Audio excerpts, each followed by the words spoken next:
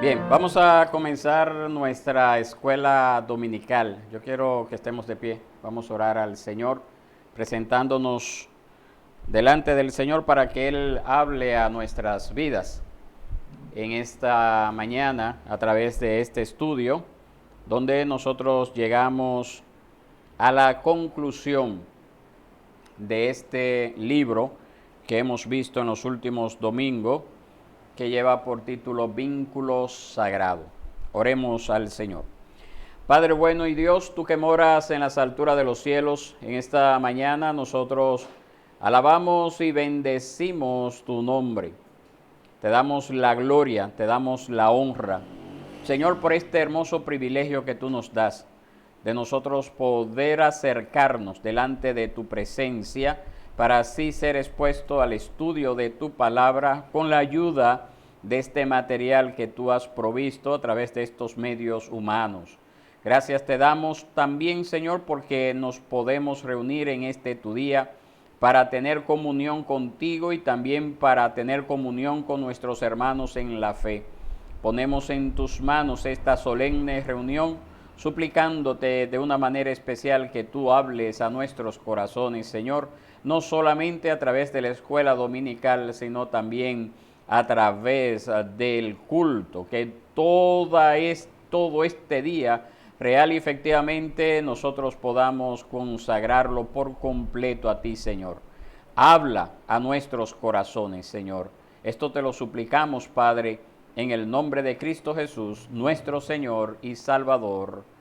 Amén y amén. Bien, mis hermanos, entonces nosotros estamos en la tercera parte del capítulo 8 que lleva por título La aurora de la nueva creación, el nuevo pacto. Y quedamos ahí en esa sección donde dice por qué esta doctrina es importante para la vida cristiana.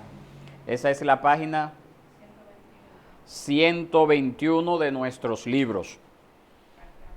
En la parte de abajo, el último párrafo de nuestros libros. Y dice que la doctrina del nuevo pacto es importante para el diario vivir del cristiano por varias razones. Y ahí vamos a comenzar a ver cuáles son esas razones. Pero yo quisiera que nosotros pudiéramos considerar de que cuando hemos visto desde las últimas 2 semanas lo que es la doctrina del nuevo pacto, la enseñanza del nuevo pacto, hemos hecho una comparación con lo que es el antiguo pacto. Y el antiguo pacto fue ese pacto que el Señor estableció con la nación de Israel cuando ellos llegaron al Sinaí. Y por eso también se le llama el pacto sinaítico, haciendo referencia al monte de Sinaí.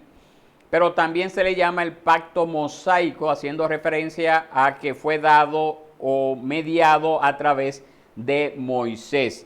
Así que cuando estamos hablando de esto, del antiguo pacto, nos referimos a ese pacto que el Señor le dio, le mostró, a esas leyes, a ese sistema de leyes que nosotros encontramos en el libro de Éxodo y que también tiene su desarrollo en Levítico y también en Deuteronomio. Ese sistema de ley que se le llama la ley de Moisés, porque fue dada a través de Moisés. Entonces, cuando nosotros estamos hablando del antiguo pacto, estamos hablando de ese. Pero también hay un pacto que el Señor estableció con Abraham, que nosotros vemos allí que ese pacto que Dios estableció con Abraham es parte del pacto nuevo que Dios prometió a la nación de Israel. Es decir, el pacto que Dios le dio a Abraham, que Dios estableció con Abraham, que no tenía ningún compromiso que llevar a cabo Abraham, sino solamente creer, solamente recibir por fe, es la misma, podemos decir que es la misma continuidad o continuación de este pacto en el cual nosotros estamos, el nuevo pacto o el pacto de la gracia como tal. Es bueno entender eso, porque no es que el pacto de Abraham o el pacto con Abraham se abrogó o ya no tiene vigencia. No, ese pacto con Abraham es el mismo bajo el cual nosotros estamos, que también se le conoce como el pacto de la gracia o el nuevo pacto. Y nosotros vimos el domingo pasado que Y ahí leíamos en Gálatas y también en otras cartas del apóstol Pablo, de que este pacto antiguo, el que Dios le dio a Moisés, pues se dio a causa de las transgresiones para mostrarle al pueblo cuáles eran las condiciones que Dios exigía para que el pueblo pudiera acercarse a Dios. Y evidentemente esas condiciones eran imposibles de alcanzar por voluntad propia, por fuerzas humanas.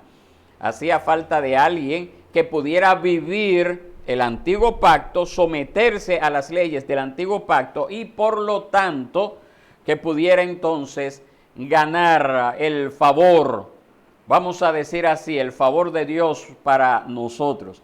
Y esa persona que pudo lograr esto fue el hijo de David. Ese hijo de David que el Señor le prometió al rey David de que si su hijo andaba en los caminos de la ley de Dios, entonces él iba a firmar su reino para siempre. Entonces ese hijo de David es Jesucristo. En él es que se cumplen todas las estipulaciones, todas las reglamentaciones del antiguo pacto. Amén. Solamente Cristo Jesús. Entonces, ahora sí volvemos a nuestro tema. ¿Por qué la doctrina del nuevo pacto es importante para el diario vivir del cristiano? Por varias razones. La primera, nos protege de tratar de vivir mediante el antiguo pacto. Mis hermanos, nosotros fuimos, desde la creación, nosotros hemos sido programados en nuestro ser, hay ese anhelo de hacer las cosas bien, de hacer las cosas correctas, de andar en los caminos de Dios. Hemos sido programados para eso porque hasta cierto punto en el ser humano hay una inclinación a saber que hay cosas que están bien y cosas que no están mal. En nosotros hay siempre ese deseo, pero cuando nosotros tratamos de hacer las cosas como Dios manda, pues esa inclinación natural del ser humano le va a llevar a tratar de acudir a la ley, de acudir a las ordenanzas que Dios ha dado y decir, yo necesito hacer esto para que Dios me reciba. Pero ¿cuál es el problema? Precisamente lo que le acabo de decir hace un ratito, que el hombre por sus propias fuerzas no puede guardar la ley, no puede hacer las cosas como Dios manda, le es imposible. Entonces, ¿qué ocurre para ese cristiano que trata de agradar a Dios? Se siente agobiado. ¿Por qué? Porque constantemente está batallando, está peleando, tratando de agradar a Dios, pero por su propia fuerza se da cuenta que no puede hacer nada. Y por esa razón el nuevo pacto es importante, porque la persona al verse en esa condición dice, yo no lo puedo hacer, pero sí yo tengo a alguien que lo hizo por mí. Yo tengo a alguien que lo logró por mí. Yo tengo a alguien que fue perfecto. Yo tengo a alguien que tuvo una vida sin pecado. Y ese alguien es Cristo Jesús. Y por lo tanto, como Él vivió esa vida perfecta y murió siendo inocente, pues nosotros tenemos la gracia de acudir a Él por la fe solamente, descansar en sus promesas, descansar en su vida y estar confiados de que nuestra vida nunca va a ser como Dios quiere que seamos, pero Cristo sí lo logró por nosotros. Es decir, la ley no puede producir en nosotros una vida justa, es imposible, pero Cristo lo hizo. Cristo lo hizo por nosotros. Y eso es lo que el Señor nos dice en Gálatas capítulo 3, verso 21, que me gustaría que usted lo pueda leer conmigo. Gálatas 3, 21.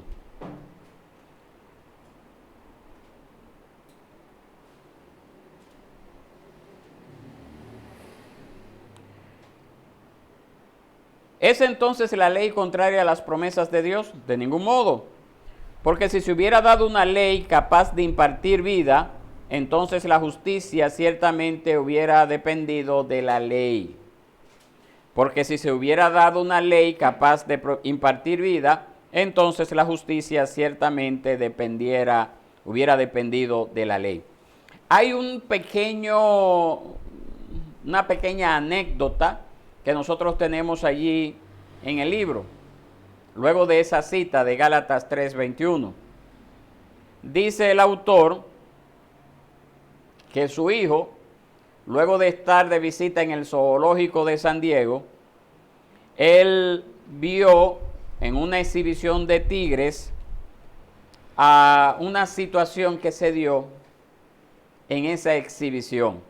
Dice que había un tigre malayo y que él, mientras miraba a ese tigre a través de una ventana, encerrado, ¿verdad?, no podía pasar para donde estaban ellos, pero tampoco el tigre podía salir a la calle, estaba encerrado y estaba en un lugar amurallado. ¿Cuántos han ido a los zoológicos? ¿Ustedes han ido?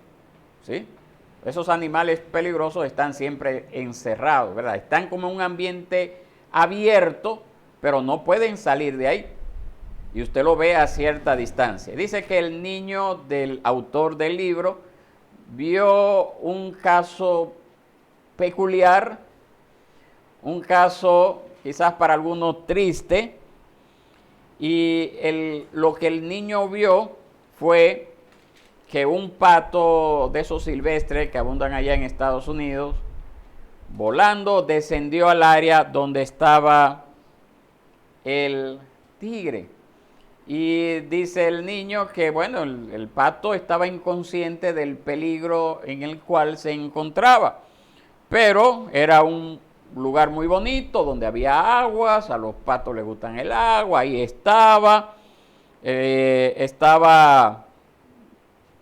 paseando, vamos a decir, sin sospechar de que el tigre instintivamente, calladamente, como usted ha visto que también hacen los gatos, porque son felinos, son de la misma rama, tranquilamente fue detrás del pato.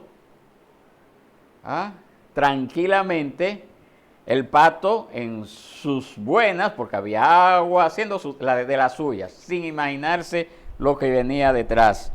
Y que de un momento a otro el tigre le saltó encima al pato, lo mordió y se lo mató, se lo comió. Lo obvio, ¿verdad que sí? Nadie pudo hacer nada. Y lo que nosotros aprendemos de allí, y la razón por la que el autor quiso poner esta historia acá en nuestros libros, es precisamente el hecho de que esas grandes murallas de separación que impedían que el tigre saliera a la calle, saliera de ese hábitat, no impidieron que el tigre usara su instinto natural de atrapar al pato. El instinto natural de este animal es alimentarse de presas vivas y por lo tanto, vio la oportunidad allí y no la desperdició. Entonces, la ley que fue dada a Moisés es similar a las murallas de ese lugar donde estaba el tigre. A esas murallas viene a ser la ley que define los límites dentro de las cuales debemos vivir, y hasta cierto punto puede restringir el pecado. Nos dice, hasta aquí tú puedes llegar. Pero si esa persona que vive dentro de esas murallas no es cambiada, no es transformada por el poder del Espíritu Santo obrando a través de su palabra, esa persona en su condición caída natural siempre va a tener la tendencia a pecar. Por eso nosotros somos personas defensoras del hecho de que cuando Dios transforma a una vida, cuando Dios hace nacer de nuevo a una vida, esa persona por naturaleza ya no va a gustar las cosas pecaminosas, no va a anhelar el pecado, no va a seguir las sendas que sigue el mundo por naturaleza, no va a andar en esos caminos. No lo hace de manera perfecta, porque mientras estemos en esta carne, todavía tenemos como enemigo nuestra propia carne, tenemos como enemigo a Satanás, tenemos como enemigo al mundo. Pero sí hay un deseo genuino. ¿Por qué? Un deseo genuino de agradar a Dios, de vivir conforme a los mandamientos de Dios, porque el Señor ha hecho la transformación interna. Entonces, la ley viene a hacer eso, es como una muralla, pero si el que está dentro de esa muralla no ha sido cambiado por el poder de la palabra, por el Espíritu Santo, obrando en el corazón, haciéndolo nacer de nuevo, va a seguir viviendo su vida pecaminosa. Por eso usted ve personas que están en la iglesia y nunca dan muestras de arrepentimiento. Son como esos tigres dentro de las murallas de la iglesia. Están constantemente en pecado porque su corazón, su alma no ha sido cambiada, no ha sido transformada. Entonces el nuevo pacto nos dice que el amanecer de la nueva creación ha llegado, incluso en nuestras propias vidas. Esa transformación ha llegado a través de Cristo Jesús, quien ha obrado en nuestros corazones. Y nosotros como creyentes, pues constantemente, al ser expuestos a la palabra, pues esa palabra va renovando. O vamos a decir, nos va moldeando. Esa sería la idea correcta. Nos va moldeando hasta que seamos conformados a la imagen y semejanza de nuestro Señor y Salvador Jesucristo. La palabra va transformándonos, la palabra va cambiándonos. Y eso va ocurriendo durante toda esta vida hasta el día final. Eso es lo que nos dice Hebreos capítulo 12, versos 1 y 2. Yo le invito a que lo lea conmigo. Hebreos capítulo 12 nos dice así: por tanto, puesto que tenemos en derredor nuestro tan gran nube de testigos, despojémonos también de todo peso y del pecado que tan fácilmente nos envuelve, y corramos con paciencia la carrera que tenemos por delante, puestos los ojos en Jesús, el autor y consumador de la fe, quien por el gozo puesto delante de él soportó la cruz, despreciando la vergüenza, y se ha sentado a la diestra del trono de Dios. Es Jesús el autor y consumador de la fe. Es Él quien nos da esa fuerza para vivir. Aferrados a Él es que nosotros podemos vencer al pecado, no con nuestras propias fuerzas. Por eso es tan importante en primera instancia esta doctrina del nuevo pacto. Por eso es tan importante, porque no nos hace hacer las cosas por nuestras propias fuerzas, sino que nosotros dependemos de Cristo y la obra que Él ha hecho en nosotros. La obra de hacernos nacer de nuevo, ese cambio interno que nos lleva entonces a vivir una vida conforme a su palabra. En segundo lugar, la doctrina del nuevo pacto nos protege en contra del triunfalismo. El nuevo pacto nos muestra que el reino de Dios ya no se identifica con ninguna nación geográfica. El reino de Dios ya no es un pueblo llamado a Israel, físicamente hablando, que existe allá en el Medio Oriente. El pueblo de Dios es un grupo de creyentes de todas naciones, de todas lenguas, que Dios ha traído a salvación. Es una nación global, de todo el mundo. De allí es que Dios está trayendo a ese reino de Dios, estableciendo ese reino de Dios. Por eso en este día, domingo, pues hay millones de personas que se están reuniendo en miles de lugares, cientos de miles de lugares, en diferentes condiciones, para adorar al Señor. Esas personas, así como estamos nosotros en esta mañana, esas personas forman parte de ese reino de Dios. Ya no es una nación geográfica. Así que olvídese, o no le preste atención, o no oiga a todos estos, todas estas personas que quieren hacer sobredimensionar el papel que desempeña Israel en nuestros tiempos. Olvídese de eso. Por eso que usted ve tantas iglesias ignorantes de la palabra que quieren como hacer ver como que Israel juega algún papel importante en estos tiempos. No, no, mis hermanos. Todas las promesas que Dios dio a Israel se cumplen en Cristo Jesús. Cristo Jesús es el Israel de Dios. En Él es que se cumplen esas promesas, y todos los que han venido en arrepentimiento y fe delante de Él, pues somos también partícipes de esas promesas. Amén. Sin ser judíos. Y como le dije el domingo pasado, sin tener que hablar una combinación de hebreo y español. Sin tampoco tener que tener una bandera de Israel acá. Sin tampoco tener que tener todas estas cosas que apuntaban a Cristo.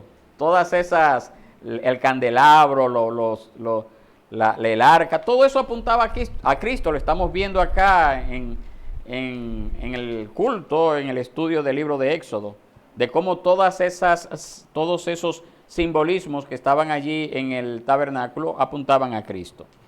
Mire lo que nos dice Primera de Pedro capítulo 2, verso 9. Léalo conmigo, por favor, si está a su alcance, o si no, usted tiene las citas bíblicas allí en su libro. Dice: pero ustedes son linaje escogido, real sacerdocio, nación santa, pueblo adquirido para posesión de Dios, a fin de que anuncien las virtudes de aquel que los llamó de las tinieblas a su luz admirable. El apóstol Pedro está hablando de que en el nuevo pacto ya la iglesia no está limitada a los descendientes físicos de Abraham, sino que está compuesta de todas las naciones de la tierra, gente de toda raza, gente de todo color, gente de toda lengua. El antiguo pacto, lo que Dios le dio a Moisés, era una era de expulsar a las naciones de la tierra que Dios le había prometido a Abraham, mientras que el nuevo pacto es una era de creyentes viviendo junto con los incrédulos, con paciencia, con amor. Como un mes, 2 meses, quizás más, yo les decía a ustedes que a la nación de Israel, cuando estaba en Egipto, se le mandó a salir de Egipto, cruzar por el desierto y llegar a la tierra prometida. Pero que a nosotros, en los creyentes del nuevo pacto, se nos pide vivir en Egipto, pasar el desierto y entrar a la tierra prometida en el mismo lugar. Las 3 cosas en el mismo lugar. No sé si ustedes se acuerdan de eso que le estuve diciendo. Esa era la diferencia. A Israel se le dijo: ve, echa fuera a todos los que habitan en la tierra que te he dado. No dejes que nadie quede allí. No hagas alianza con ellos. Pero a nosotros se nos ha dado la oportunidad no de echar a nadie, no de aislarnos, no de separarnos del mundo, pero no ser parte del mundo en el mundo. Y usted dirá: pero es más difícil así. Digo, podría ser más difícil si lo hiciéramos con nuestras propias fuerzas. Pero acuérdese que no estamos hablando de que este caminar cristiano se logra con nuestras propias fuerzas, sino que se logra en el poder ¿de quién? Del Espíritu Santo obrando en nuestros corazones, a través de su palabra siendo expuesta, siendo día a día confrontados con ella. Es solamente así, mis hermanos, que podemos lograr esto. Entonces, eso se va a mantener así hasta el día en que Cristo venga por segunda ocasión, como nos dice la palabra, sin relación con el pecado, y establezca ya su reino físico aquí en la tierra. Mientras eso llega, nosotros somos parte de un reino espiritual que se nos ha mandado a vivir en el mundo sin ser parte del mundo y pasar por un desierto. Bueno, el desierto de la vida, confiar, descansar en el Señor. Entonces, por eso es tan importante que nosotros hagamos esa diferenciación de que entre el antiguo y el nuevo pacto.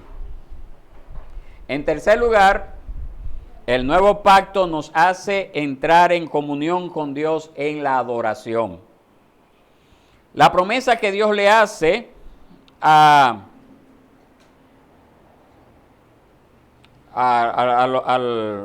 desde los tiempos de Abraham, pero también esa promesa que Dios le hace a la nación de Israel, es: yo seré tu Dios y ustedes serán, ¿se acuerdan de eso? Mi pueblo. Yo seré tu Dios y ustedes serán mi pueblo. Eso lo vemos en varios lugares. Las citas que le presenté el domingo pasado en Ezequiel y en Jeremías, el domingo antepasado, nos hablan acerca de eso. Pero esa promesa ha sido cumplida en el nuevo pacto. Israel no pudo disfrutar de eso por completo. Nosotros sí podemos ver eso. Nosotros podemos disfrutar de eso ahora plenamente cuando Dios se encuentra con nosotros en la adoración corporativa cada semana. Cuando nosotros nos reunimos como iglesia hoy día domingo, es un encuentro con Dios que tenemos. Es un encuentro con Dios. Cuando Israel, el Señor le dijo, bueno, y eso lo veremos, le hablaré un poquito ahorita durante el sermón, pero se lo estoy dando ahora como avance. Cuando el Señor le iba a dar a Moisés las tablas de la ley, ¿qué fue lo que el Señor le dijo en cuanto al monte? ¿Qué debía de hacer Israel en cuanto al monte? ¿Se acuerdan que hicimos mención de eso? En cuanto al monte, el Señor le dijo a Moisés, exactamente, que no pasara los linderos, no pase de ahí para allá. Solamente Moisés y Josué también, pero Moisés va a subir un poquito más y Josué a mitad, pero el que pase de ahí, que no sean ellos, van a ser cortados, van a ser muertos. Ni animal, acuérdense que hablamos de eso, ni siquiera los animales. Entonces, durante esa manifestación de Dios, hubo también un temor santo. Un temor santo, sí. ¿Por qué? Bueno, hay que ser cuidadoso. Yo tengo un animal del cual vivo, tengo que tener cuidado de que no se me vaya a soltar. Pero el que tenía niños pequeños, tengo que tener cuidado de que el niño no vaya a cruzar para preservar su vida. Pero nos dice la palabra del Señor, y yo quiero invitarle, esto sí que usted lo busque en Hebreos capítulo 12, que nosotros no nos hemos acercado a ese monte, que nosotros tenemos un privilegio que ellos no tuvieron. Hebreos capítulo 12, verso 18, 19, esos dos versos. Capítulo 12, Hebreos, sí. Página 1243, para los que tienen la Nueva Biblia de las Américas. Capítulo 12, versos 18 y 19, dice así: porque ustedes no se han acercado a un monte que se puede tocar, ni a fuego ardiente, ni a tinieblas, ni a oscuridad, ni a torbellino, ni a sonido de trompeta, ni a ruido de palabras, tal que los que oyeron rogaron que no se les hablara más. Y bueno, vamos a seguir leyendo. Porque ellos no podían soportar el mandato. Si aún una vez te atoca el monte, será apedreada. Tan terrible era el espectáculo que Moisés dijo: estoy aterrado y temblando. Entonces, en otras palabras, nosotros no nos reunimos como los que estaban bajo el antiguo pacto. Más bien nosotros venimos, y aquí entonces el autor a los Hebreos nos dice, verso 22, ustedes en cambio, está haciendo referencia a nosotros, ustedes en cambio se han acercado al monte Sión y a la ciudad del Dios vivo, la Jerusalén celestial, y a miríadas de ángeles, a la asamblea general e iglesia de los primogénitos que están inscritos en los cielos, y a Dios, el juez de todos, y a los espíritus de los justos hechos ya perfectos, y a Jesús, el mediador del nuevo pacto. Mis hermanos, este es el privilegio que nosotros tenemos cuando nos reunimos como iglesia. El Espíritu Santo desciende y alimenta a nuestras almas. a través de los medios que Él ha prometido para bendecirnos. ¿Cuáles son esos medios que Dios ha prometido para bendecirnos en estos tiempos? La predicación de la palabra, el cantar la palabra, el orar la palabra, la administración de los sacramentos, la cena del Señor, para los que ya han sido bautizados y los que todavía pues dar ese paso y ser bautizados. Entonces, por medio de la proclamación del Evangelio en la asamblea, en esta reunión pública, Dios nos reasegura su pacto de gracia. Ese pacto que Dios estableció con Abraham y que vino a tener un fiel cumplimiento en Cristo Jesús. Ese pacto de gracia nos dice a nosotros que Cristo ha satisfecho todas las antiguas demandas de la ley. Todo lo que la ley exigía que el hombre debía de cumplir, Cristo ya lo cumplió, Cristo ya lo satisfizo. Y que por lo tanto nosotros hemos sido redimidos de la maldición, de su ira. La ley mata, pero el Espíritu vivifica. Nosotros somos resucitados a través de Cristo. Y por el poder de la palabra predicada cada domingo, entonces nuestras almas son refrescadas con esa agua viva que Cristo dijo que todo aquel que quiera beber de él, que venga y beba de esa agua. Eso se cumple a través de la predicación de la palabra, mis hermanos. A través de la palabra nosotros crecemos para salvación, como también dice 1 de Pedro 2:2. Tenemos que nutrirnos de la palabra. Nos regocijamos a través de su palabra. Somos fortalecidos a través de su palabra. Ese es el privilegio que nosotros tenemos ahora en el nuevo pacto. Israel no tuvo ese privilegio. Imagínense Israel tener que, luego de que recibieron la ley en el monte Sinaí, cuando llegaron a la tierra prometida, tener que llevar un animal para ser sacrificado. Y con el peligro de que ese animal tuviera algún defecto, o que no cumpliera los requisitos de la ley, o que el sacerdote que iba a ofrecer el sacrificio estuviera también en pecado, o que no pudiera entonces ofrecer un sacrificio y no fuera aceptable delante de Dios. Eso llamaba preocupación al pueblo de Israel. Era una vida, vamos a decir, bien demandante. Pero nosotros hemos recibido la gracia del Evangelio. Nosotros estamos en esta nueva dispensación, si se le puede llamar así. Nosotros nos alimentamos espiritualmente a través de la palabra, pero también nos nutrimos nuestros cuerpos espirituales a través del cuerpo y la sangre de Cristo. Eso es lo que nos dice la palabra en 1 de Corintios 16, 10:16. La copa de bendición que bendecimos no es la participación en la sangre de Cristo. El pan que partimos no es la participación en el cuerpo de Cristo. Entonces, cuando nosotros participamos de esto, nosotros somos alimentados, nosotros somos fortalecidos. Somos animados. Eso no lo podía recibir el pueblo del antiguo pacto. La iglesia del antiguo pacto, Israel, no lo recibía. Entonces, por esa razón esta doctrina es tan importante. Porque nos dice a nosotros que para acercarnos a Dios no necesitamos de ninguna otra cosa sino venir a Cristo. Venir a Cristo en fe y recibir las bendiciones que Él nos da, los regalos que Él nos da. ¿Por qué? ¿Por qué esto? Porque precisamente Cristo ha satisfecho las demandas de la ley a nuestro favor.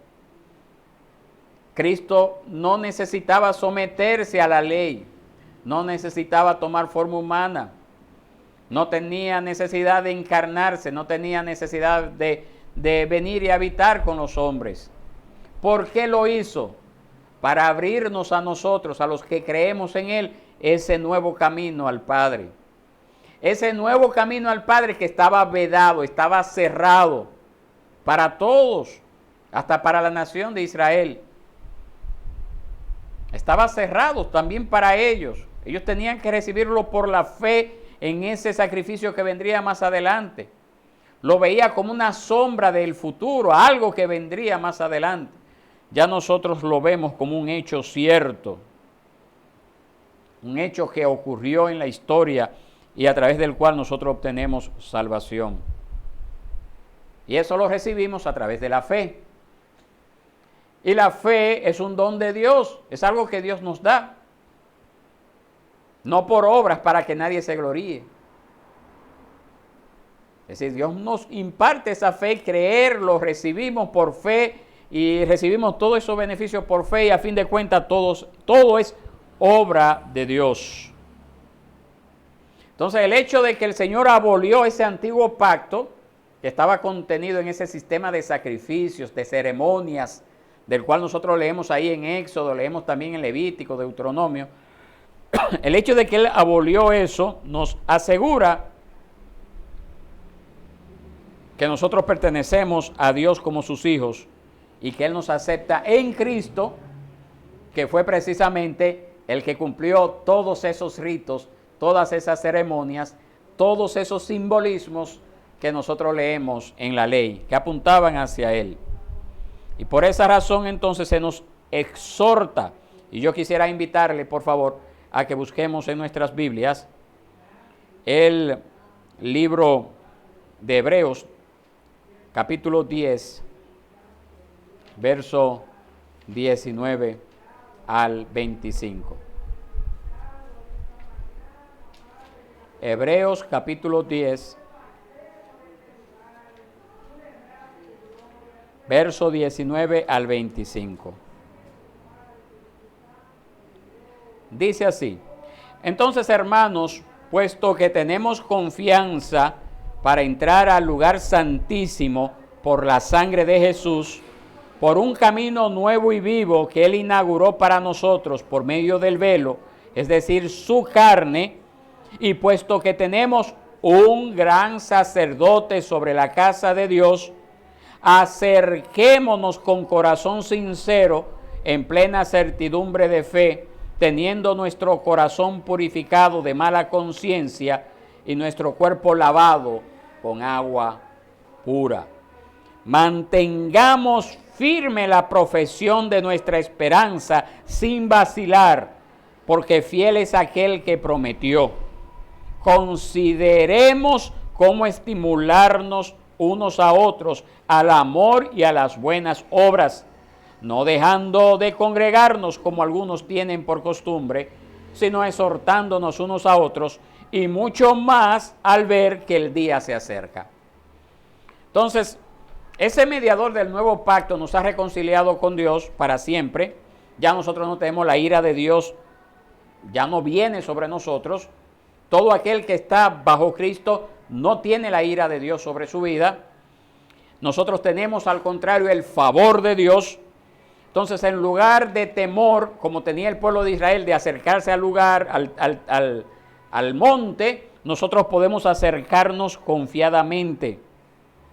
Porque nosotros nos relacionamos con Dios no en base a nuestra actuación, no en base a qué tan bueno o malo yo sea, no es en base a eso, sino en base a la actuación de Cristo, a lo que Cristo hizo por mí, yo sin merecerlo.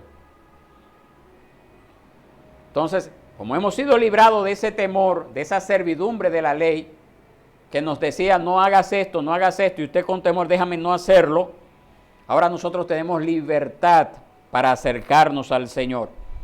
Podemos entrar al lugar santísimo. ¿Se acuerda que estamos viendo esto en Éxodo? El lugar santísimo, aquel lugar donde solamente podía entrar el sumo sacerdote una sola vez el día de la expiación en el año. Ya nosotros podemos entrar a eso. Ahora, ¿por qué? ¿Porque yo tengo algo bueno? ¿Porque vivimos en tiempos mejores que Israel? No. Al contrario, los días son peores. Entonces, no es por eso, es por los méritos de Cristo. Cristo lo ganó para nosotros. Cristo lo ganó para nosotros. Su vida perfecta y su muerte siendo inocente nos da ese privilegio a nosotros. Entonces, en medio de nuestros temores, en medio de nuestros dolores, nosotros podemos alzar nuestras voces y cantar con regocijo al Señor y darle las gracias a lo que Él ha hecho. Porque si Él nos ha dado ese privilegio de disfrutar de esa comunión íntima con Él, ¿qué otra cosa no nos dará? Y si no nos la da es porque no nos conviene o porque Dios tiene otros planes para nosotros. Así que estemos confiados, estemos alegres, estemos agradecidos con el Señor por lo que Él ha hecho por nosotros. Aprendamos entonces a priorizar las cosas que tenemos para con Dios, a darle a Él lo que Él se merece porque nos ha dado un favor inmerecido. Y Él es quien garantiza de que nos va a preservar y nos va a cuidar hasta el día de Cristo. Hasta el día de la venida de Cristo Él nos va a cuidar. Si la venida llega antes de nuestra muerte, allí estaremos gozosos, sin temor, porque ya Él no viene para juzgarnos a nosotros, porque ya nosotros fuimos juzgados en Cristo Jesús. Ya Él viene, como dice la palabra, con su galardón para nosotros. Y si nos llama a su presencia, si morimos antes de su segunda venida, entonces será una época de reposo, una época de espera, una época de descanso, aguardando el día glorioso en el cual nosotros seamos resucitados con cuerpos glorificados, ya sin ninguna incidencia del pecado en nosotros. ¿Qué le parece? Esa es la vida del creyente. Y eso es lo que nosotros también debemos de proclamar, mis hermanos. La gente debe de oír esto de nuestros labios. Debe de haber un testimonio vivo de lo que el Señor está haciendo en nuestras vidas, de lo que el Señor está haciendo en nuestros corazones, de esa transformación que ha ocurrido en lo más profundo de nuestro ser. Debe de haber ese testimonio vivo. Pero ante todo, nuestros labios deben de proclamar estas buenas nuevas de salvación. Porque hay muchas personas que están viviendo su vida pensando de que la vida cristiana es una vida de no hagas esto y haz esto, no hagas esto y haz esto, no hagas esto y haz esto. Y eso es ley. Y el Señor no nos manda a vivir bajo la ley, sino bajo la gracia. Entonces es confiar en lo que el Señor ha hecho. Cuando nosotros confiamos en eso que el Señor ha hecho, ¿qué nos queda? Vivir como Él pide en su palabra, en agradecimiento. Por esa razón, en una ocasión Jesús invitó a los que le estaban escuchando, que también es una invitación a todo el mundo, vigente para todas las épocas: venid a mí todos los que estáis trabajados y cargados, que yo los haré descansar, porque mi yugo es fácil y ligera mi carga. Ahora, ¿por qué Jesús dice eso y por qué algunos cristianos o supuestos cristianos aparentan como que el vivir la vida cristiana es algo que es pesado, cuando Cristo dijo otra cosa? Cristo habló mentira. ¿Ah? Pudo haber hablado mentira Él y decir que su yugo era ligero y su carga también era ligera. Su yugo era fácil y su carga ligera.